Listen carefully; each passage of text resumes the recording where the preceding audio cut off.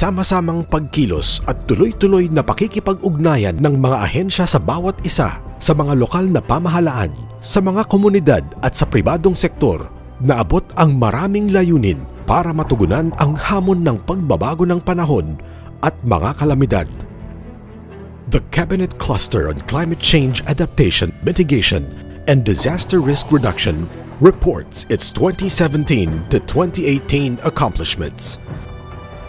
Intense storms and tropical cyclones battered different parts of the archipelago from the latter half of 2017 to early 2018.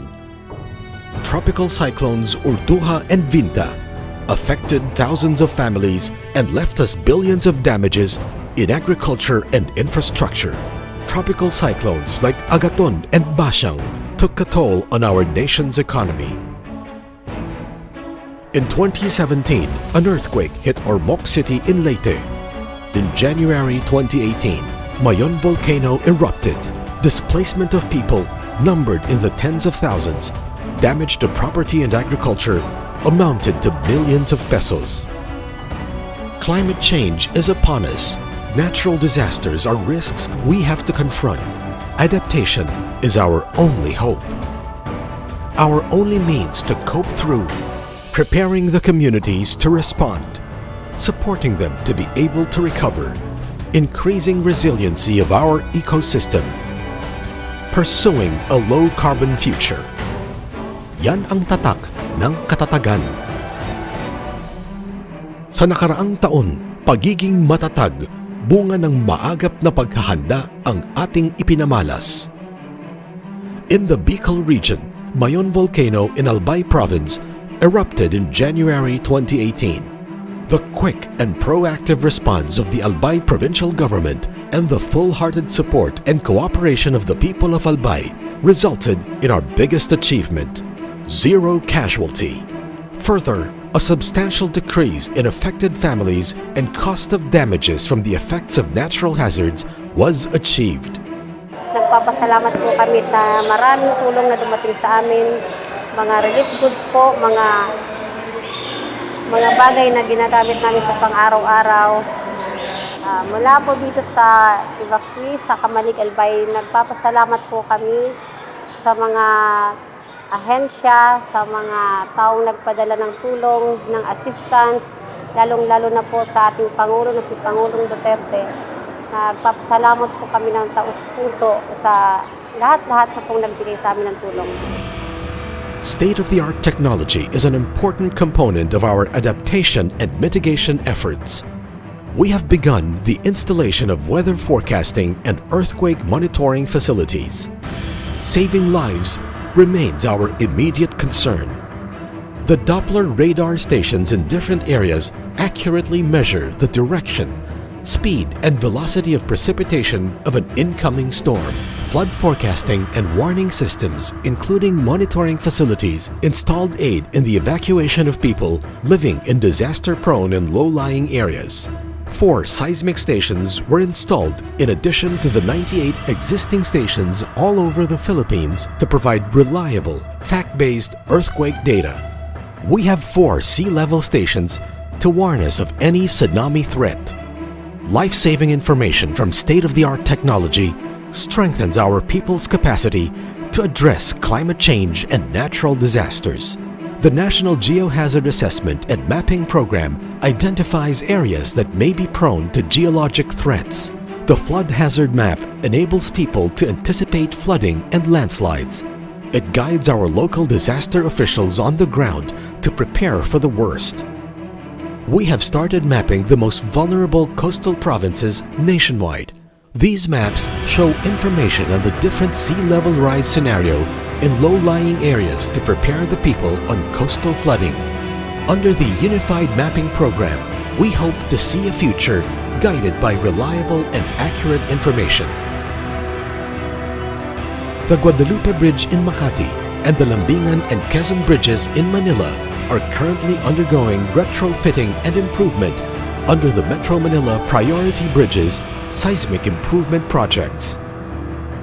In Pampanga, we are excavating and dredging 30.3 kilometers of the Third River and Eastern Branch. we are building a tide embankment in Leyte to protect the coastal communities from storm surges. This will shield thousands of houses and buildings, as well as kilometers of coastal areas. In the Cagayan de Oro River, the construction of an earth dike and a concrete flood wall is currently being undertaken to reduce the flooding in the area.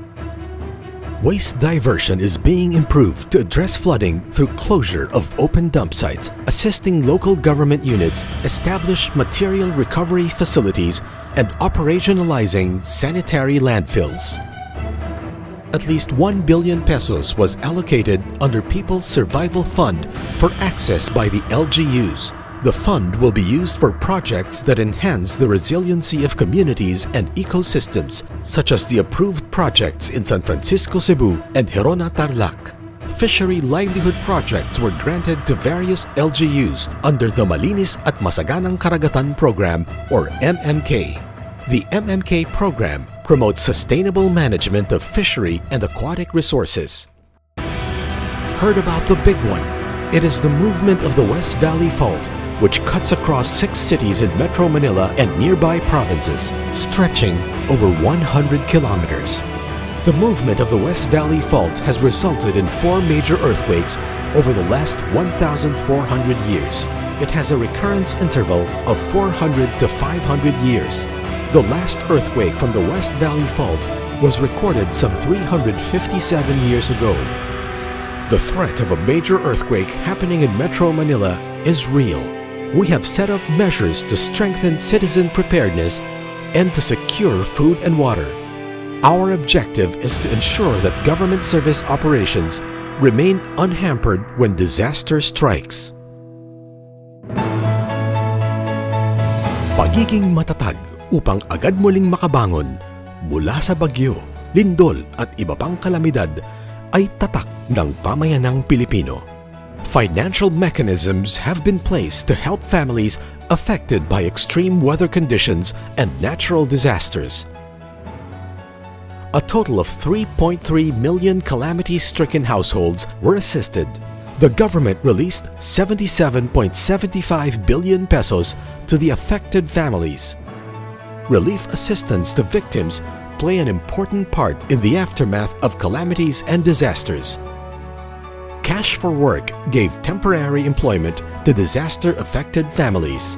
They work to restore damaged shelter and community facilities and are paid for their work. Some 275,098 typhoon-affected households were given Cash for Work, resulting in shorter, easier, and faster recovery time. 339,490 affected families were able to access 3.26 billion pesos assistance under the Emergency Shelter Cash Assistance. The 5K Presidential Financial Assistance Program gave more than 1 billion pesos worth of financial assistance to disaster victims. There is also the Survival and Recovery Assistance Program. It is an emergency post-disaster quick response loan program that is interest-free. In addition, about 15 billion pesos loans under the Production Loan Easy Access Program and Sustainable Livelihood Program were provided. These benefited 12,996 smallholder farmers and fisherfolks and 134,923 households. We provided farming equipment support to Agrarian Reform Beneficiary Organizations, or ARBOs, as part of Common Service Facilities. Common Service Facilities are expected to increase production and achieve economies of scale. Solar pump irrigation systems were installed for organizations of agrarian reform beneficiaries. Fingerlings were dispersed to support the livelihood of fisherfolks. 80 waterless municipalities, 171 waterless barangays, and 8 resettlement sites were provided with potable water. Immediate repair of damaged infrastructure such as classrooms, schools, health centers, and airport facilities lessens the time needed for communities to normalize. A total of 58.75 billion pesos for insurance protection and indemnities and claims were provided to farmers to help them from losses due to natural calamities, plant diseases and pest infestation for rice, corn, and high-value crops. Pagiging matatag dulot ng pangangalaga ng likas na yaman ay pinaiigting. We must work toward resilient ecosystems, for it is in these systems that people live and derive their livelihood. We are slowly regaining our forest through our continuing greening program. The National Greening Program is not just a reforestation program, it also aims to create opportunities for communities to develop sustainable livelihood and mitigate impact of climate change. Yung GP po, may funding na pupunta sa amin. Tapos yun, may mga katapat yun na activities. So, pati yung seedling production, may budget yun. Tapos yung pagtatanim, may budget din siya. Tapos yung weeding, yung strip brushing, may mga budget lahat yun. Kung laking tulong, kasi kahit hindi siya enough na mag-sustain doon sa plantation, pero at least may siya. Yung once at productive na naging masaya na. Masaya si Talagang tumutulong sa amin yung EGP kasi po marami na pong mga ahinsiyang pumupunta tumutulong sa amin. Binibigyan po kami ng copy haler, lahat-lahat yun marami kasi nakilala na po kami yung mga project sa EGP na po namin, nalalagaan namin. So maraming salamat sa mga grupo namin na pinagkatiwala niya, sinusuportahan po nila yung mga project namin. Relentless efforts to curb illegal logging, illegal wildlife trafficking, illegal construction of fish pens, and enforcement of other environmental laws are imperative to protect our environment and natural resources. Just recently, illegal deep wells of Pepsi-Cola Bottling Company in Las Piñas were shut down. They were also slapped with more than 11 million pesos as penalty for extracting deep well water without permit. This is a strong indication of our seriousness in the implementation of laws on water. 2 construction companies were shut down for illegal dumping of waste materials and garbage in a shoreland area in Taguig City. The illegal reclamation and backfilling activities have already exceeded the carrying capacity of the lake. We cannot and will not allow this. Recently, the Anti-Illegal Mining Task Force conducted anti-illegal small-scale mining operations within the Philippine Military Academy in Baguio City. Cease and desist orders were issued against illegal mining operations and cases were filed. Mining rehabilitation is being pursued in Samar, Palawan, and Romblon as well. The temporary closure of Boracay Island on April 26, 2018, as ordered by the President, led to decisive efforts to rehabilitate Boracay. These include the clearing of illegal structures, and 435 structures will be removed in Barangay Manok-Manok, Bulabog, and Yapak. Completion of the rehabilitation, evacuation areas with ready water power facilities and 2-day food packs and other assistance. Road widening in Bulabog Circumferential Road and Diversion Road at Sitio Bulabog. Cutting of 21 illegal pipes along the White Long Beach after the conduct of ground-penetrating radar survey. Completion subsidence hazard mapping of 40 sinkholes in the island. To support the affected families and workers in Boracay, the government provided 39 million pesos financing to Aklan Farmers and Fisherfolks Cooperative through Production Loan Easy Access Plea Program. Released grant in the amount of 19,845,000 pesos to 1,323 families through Micro Enterprise Assistance Grants, MAG, and Employment Support Grant, ESG. Assisted 1,744 individuals under the Tulong Panghanap Buhay para sa ating displaced, disadvantaged workers. Tupad, allotted 9.7 million pesos for trainings, alternative livelihood, or employment to affected residents, workers, and other stakeholders. Maraming salamat sa Diyos dahil tinulungan naman itong diin. Siyempre kayo naman talaga ang tinulungan. Ayan nga lugar hindi mapasukan, pero ngayon ay ang ganda-ganda na. Sabi ko, ay salamat Panginoon. Sana ipapagtatag mo ang mga taong na may mga karapatan diyan. Huwag mong ipabayaan para madiretso nila yung mga gawain. Actually, sir, para sa amin is an answered prayer na yung mga problema na namin sa palibot dumating na sa heaven, tapos naging instrument na bumagsak doon sa Malacanang, ginamit ng instrument ng goodness si Digong, katulad na kayo. To protect our coastal resources, 19 marine protected areas were established in 9 regions nationwide. The continuing delineation of municipal waters establishes the preferential uses of waters in accessing coastal and marine resources. Mapping of coastal habitats for potential community livelihood opportunities were also undertaken. The President has signed Republic Act 11038 on June 22, 2018, or the expanded National Integrated Protected Areas System Act of 2018, which will ensure effective management and declaration of other protected areas in the country. The E-NIPAS law has added 94 additional legislated protected areas all over the Philippines and ensure better conservation and protection measures of our protected areas. We are grateful to the efforts and support of the Congress in biodiversity conservation. On May 15, 2018, the President signed Proclamation 489. It declared a portion of the Philippine Rise as a marine reserve.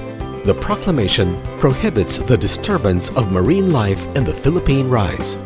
49,684 hectares will be closed to all human activities and will be dedicated primarily for scientific study and ceremonial use by indigenous peoples. We continue to act in improving quality of air through implementing a shift in the use of cleaner fuel to Euro 4. Under the Public Utility Vehicle Modernization Program, jeepneys will be replaced with Euro 4 compliant engines. This program shall reduce by almost half, or 43%, the carbon emissions emanating from vehicles. The government has embarked on a Green program with 2.5 billion pesos earmarked in 2018 for open space development and promotion green infrastructures. Paggamit ng malinis na enerhiya para maging matatag sa pagharap sa pagbabago ng klima at kalamidad. Building the resiliency of vulnerable communities requires availability of renewable energy. More than a third, or 33.8% of our total primary energy supply were sourced from renewable energy. More than 1,000 megawatts were generated from energy efficiency and conservation programs equivalent to 5.8 million tons of carbon dioxide avoidance. As of March 2018, there are already 227 renewable energy service operating contracts with a total potential capacity of 9,840.93 megawatts. These include hydropower, wind, solar, biomass, and geothermal projects. The government encourages the transition from oil to cleaner sources of energy. To promote low-carbon technologies, a total of 1,124 electric tricycles, or e-trikes, were donated to various local government units. Around 131 solar-powered lamps were turned over to Task Force Bangon Marawi. It is in resiliency that we find our greatest hope to address risks in climate change and natural disasters. For us in government, this resiliency is hinged on 4 key elements, backstopped by the trust and cooperation of the Filipino people. We are all in this together, and there is no turning back.